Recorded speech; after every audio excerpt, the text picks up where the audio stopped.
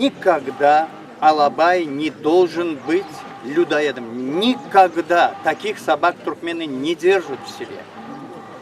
Никогда у него должна быть координируемая злоба. Любой людоед заканчивает свою жизнь тем, что его стреляют. Безжалостно обстреливают. Но охранять собака ночью должна вообще? Не, она ночью может охранять, может не охранять, зависит от прихоти хозяина. Но он должен реагировать адекватно. Он должен сигнально реагировать. Ночью подходишь к отаре, обязательно на тебя пойдут собаки. Но любая собака, которая есть возле чабана, она должна услышать слово чабана.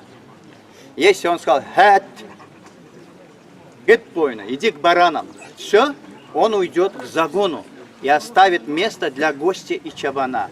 А если это будет неизвестный человек, одно слово «баф» и все.